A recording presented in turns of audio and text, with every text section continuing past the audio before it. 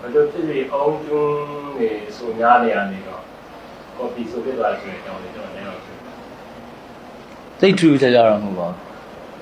ဘူးကိုစမ်းသက်မတိတွေ့ဘူးတဲ့ music form လေးစမ်းသက်တိတွေ့နေတာမလုပ်ဘူးတဲ့အလုပ်ခုလုပ်ကြည့်နေတာဒါပါပဲဆိုတဲ့အတွက်အခက်အခဲများရှိတာကွဲလဲမှုပေါ့အောင်ကျွန်းနဲ့ကော်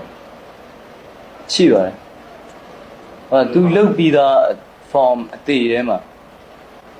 ကိုကသူ့ form တိုင်းသူ့တဒံတိုင်းလိုက်ပြီးတော့လုပ်ရတယ်ဆိုတဲ့အခါကျတော့ကိုယ့်ရဲ့စိတ်ကူးနဲ့ကွန်ပျူတာဘာမှမရှိဘူးသူစကလုံးတစ်လုံးစီပေါ်မှာသူဘယ်လိုမှုယူသွားတယ်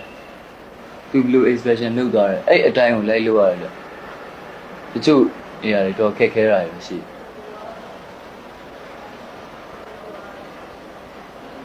စေးဘောလေးကိုကြိုက်တာကြိုက်တယ်စေးဘောလေးကအကြိုက်ဆုံးอ่ะစေးဘောလေးကိုတော်ကြိုက်တယ်ဆိုတော့စေးဘောလေးအမျိုးအများကြီးတောက်တတ်တယ်လားဒါတစ်မျိုးနဲ့တောက်တစ်မျိုးနဲ့တောက်တယ်ညာတစ်ခုပဲကြိုက်ဘာစလစ်တောက်လဲအဲ့ဒါတော့ကျွန်တော်ကရမှာပြောနိုင်ကိုယ်ကြည့်ပါဟာ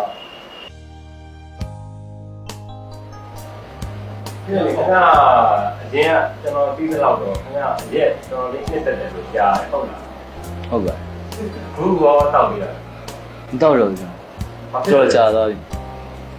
ရက်ဖြတ်လိုက်ရဖြတ်လိုက်ဘာဖြစ်လို့လဲကြီးစားကိုကြောက်လို့ကြီးစားကိုကြောက်လို့ကြီးစားကိုချစ်လို့လားကြောက်လို့လားနှစ်ခုလုံးပါ